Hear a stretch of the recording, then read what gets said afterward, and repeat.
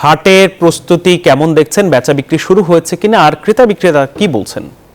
ধন্যবাদ মাহমুদ আপনাকে। আমি চট্টগ্রামের সবচেয়ে বড় গরুর হাট বলা যায়, যে সাগরিকা গরুর বাজার নামে পরিচিত, এই বাজারে আমরা এসেছি। গতকাল থেকে বেচা বিক্রি শুরু হয়েছে, কিন্তু ক্রেতাদের তারা এসে কিন্তু আসলে তাদের পছন্দের কোরবানি পশু দেখার জন্য এসছে। কিন্তু যেহেতু শহরে যারা বসবাস করেন তারা দু একদিন আগে গরু কেনে। আমি যে গরুটি দেখানোর চেষ্টা করছি রাজশাহী থেকে নিয়ে এসেছেন, একটু আগে এই গরু বিক্রি করা হয়েছে 5 লাখ টাকা দিয়ে তারা বিক্রি করেছে। 12 মণ ওজনের ওজন হবে এই গরুটি। তো যে বিক্রি করেছে তার হাতে কিন্তু 20টি গরু এখানে নিয়ে এসেছে বলে আমাদেরকে জানিয়েছেন। আমরা একটু কথা বলতে চাচ্ছি আপনার সাথে।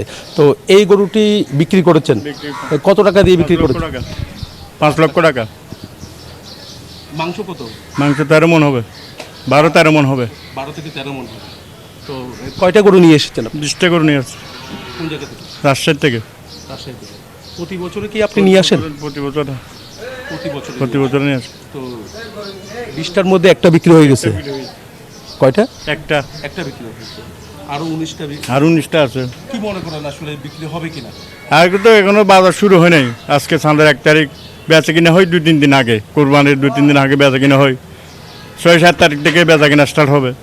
বেচা কিনা হবে, এখন তো গাহক আসে নাই, বাজারে গাহক নাই, খরিদ্দার আসবে বিকেলে কিছু হবে, যে এখনো আসে নাই। তবে চট্টগ্রামের মানুষের যে যখন কোরবানি দেয় তখন লাল রঙের গরুর প্রতি সবারই আকর্ষণ থেকে যায়। এই কারণে লাল রঙের গরু কিন্তু আমরা এই বাজারে দেখছি দাম একটু বেশি চাচ্ছে বলে আমাদেরকে জানিয়েছেন।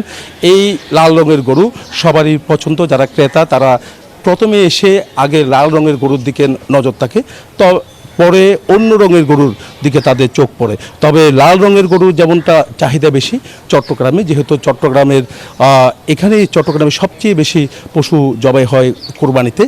তো এই কারণে চট্টগ্রামে বিভিন্ন প্রান্ত থেকে, দেশের বিভিন্ন প্রান্ত থেকে কিন্তু তারা নিয়ে আসে, যারা খামারি আছে তারা এখানে গরু নিয়ে আসে। এবারে তার কোনো ব্যতিক্রম আমরা দেখছি না। এমনকি আইন শৃঙ্খলা বাহিনী রাস্তায় যারা মহাসড়ক দিয়ে যে গরুগুলো নিয়ে আসে ট্রাকে করে, সেই জায়গায়ও তাদের তৎপরতা এখন থেকে আমরা দেখছি।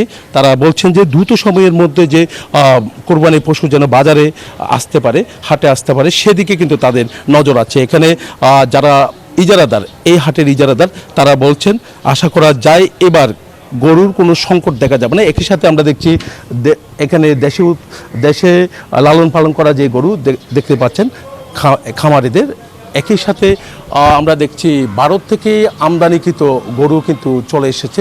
তো এরকম আমদানি করার কথা না, এগুলো আসলে চোরাপথেও আসতে পারে বলে আমাদেরকে এখানে একটি সূত্রে আমরা জানতে পেরেছি। তবে বাজারে আমরা ভারত থেকে আমদানিকৃত গরু আমরা এখন দেখছি। তারা বলছেন ছোট থাকতে তারা নিয়ে এসেছেন, এখানে লালন পালন করে এই গরুগুলো বড় হয়েছে, সে কথা আমাদেরকে জানিয়েছেন। তবে ভারত থেকে আমদানিকৃত যদি গরু এইভাবে আসে, এমনকি মিয়ানমার থেকে গরু যদি এইভাবে আসে, তাহলে কিন্তু দেশীয় যারা খামার তারা অনেকটা সমস্যায় পড়বে বলে তারা মনে করছেন। তারা বলছেন যেন ভারত থেকে কোনোভাবে গরু না আসে চোরাপথে। একই সাথে মিয়ানমার থেকেও যদি গরু না আসে, তাহলে আমাদের দেশীয় গরুর দামটা তারা পাবে বলে তারা মনে করছেন। এই ছিল আমার এখানকার সর্বশেষ। ফিরে যাচ্ছি স্টুডিওতে মাহমুদের কাছে।